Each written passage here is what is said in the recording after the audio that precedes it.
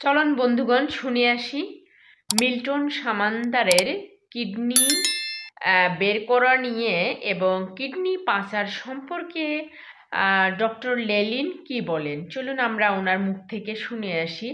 আসলে এটা কি অতিরঞ্জিত তার বিরুদ্ধে ঘটনা, মানে অতিরঞ্জিত কোনো ঘটনা তার বিরুদ্ধে সাজানো হয়েছে নাকি অন্য কিছু?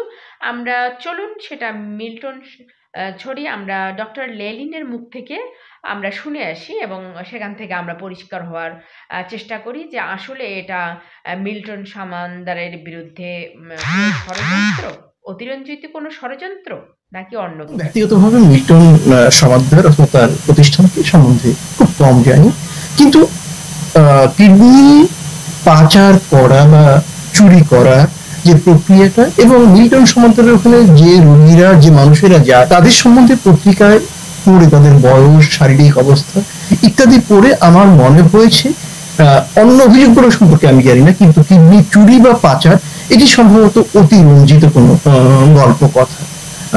এটি আমার মনে হয়, কারণ কিডনি যদি পাচার করতে হয়, কিডনিটি তো ওই ব্যক্তির শরীর থেকে কেটে অপারেশন করে বের করার জন্য একটা অবস্থা থাকতে হবে, সেখানে একটা অপারেশন থিয়েটার থাকতে হবে, তাকে অজ্ঞান করার জন্য যোগ্য চিকিৎসক এবং শরীর থেকে কিডনি সঠিকভাবে বের করার জন্য একজন যোগ্য কিডনি সার্জন বা ইউরোলজিস্ট দরকার হবে, এবং সেটাকে তো সংরক্ষণ করার পদ্ধতি জানতে হবে, সেটাকে বহন করতে হবে। ফলে দেশের বাইরে যদি পাচার করতে হয় 2-3-4 ঘন্টায় তো করা যাবে না, সেখানে তো কয়েক ঘন্টা, অনেক 2-3-4 দিন লেগে যাবে। ফলে এই পদ্ধতিতে পাচার করে যেখানে নেওয়া হবে ওই মানুষের সাথে তার টিস্যু টাইপিং মিলবে কিনা সেটিও তো ব্যাপার রয়েছে। এবং শুধু তাই না, যে লোকের শরীর থেকে নিল তার, সে যদি রোগাক্রান্ত হয়, যার শরীরে কিডনি দেওয়া হবে তার শরীর থেকে প্রত্যাখ্যান করবে। সব মিলে কিন্তু যারা কিডনি গ্রহণ করবে তারা এতটা অন্ধের মতো কিডনি পেলেই লাগিয়ে দিবে, সেটি বোধহয় ঠিক।